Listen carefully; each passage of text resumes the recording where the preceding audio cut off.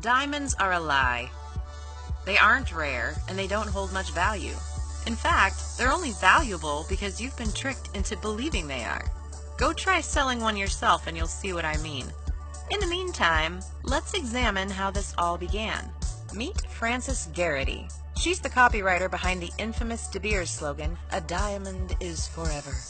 Along with her colleague Dorothy Dignam, she helped transform the diamond from your average luxury item into a must-have symbol of love, marriage, and self-worth.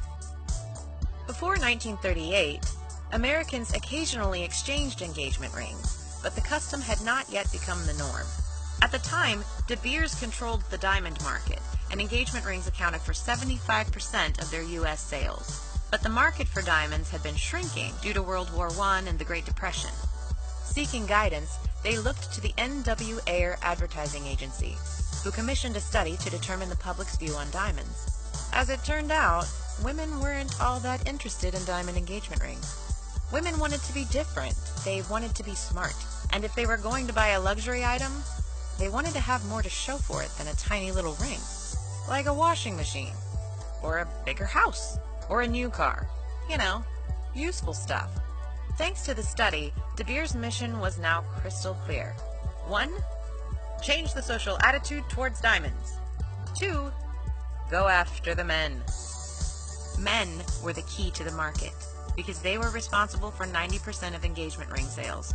This raised the question of whether the use of propaganda in various forms could boost diamond sales in the U.S. So the brainwashing began, and the marching orders were set in stone. 1. Market diamond engagement rings as a must-have symbol of love. 2. Do not mention De Beers. 3. De Beers profits handsomely, because they control nearly all diamonds. De Beers subtly altered the public's idea of courtship by creeping their agenda into newspapers, magazines, and, especially, the sparkly new medium of motion pictures. Dorothy Dignam kept busy by making sure everybody knew diamonds were a Hollywood starlet's best friend. She wrote columns under the name Diamond.Dignam and described all the diamond jewelry that had been worn in the latest films, her theory being that the big ones sell the little ones. Eventually, the agency began lending jewelry for actresses to wear at the Academy Awards.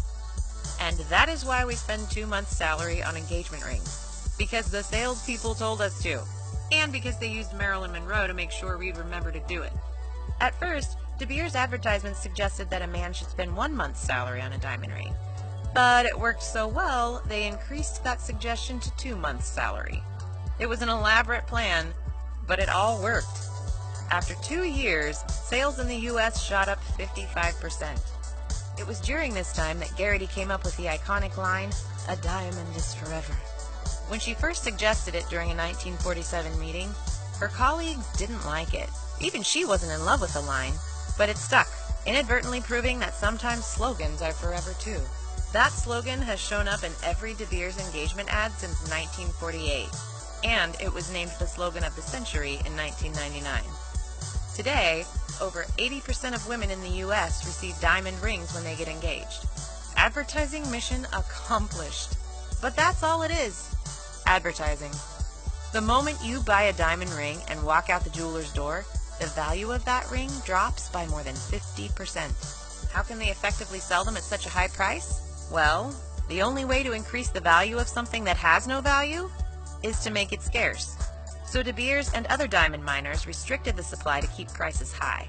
That brings us to the problem of blood diamonds, because De Beers also bought diamonds from war-torn countries, where forced laborers, including children, mined them. These diamonds were usually garbage, so the company just hoarded them. But countless civilians still died due to the profits made from mining in areas of war. And that money often funds the activities of warlords, invading armies, and hostile militant groups. For this, the industry has faced many critics, which they answered by creating the Kimberley Process Certification Scheme. The scheme says that it ensures diamonds only come from countries that don't finance rebel groups or seek to overthrow UN-recognized governments. But it's very easy to beat this system, and diamonds can be transported from a conflict state to a non-conflict state and simply relabeled. Is there a definitive solution? Maybe. Here's a proposal to consider. Stop buying diamonds! Just think about it. If we all decided today, right now, that diamonds were nobody's best friend, they would immediately lose all value.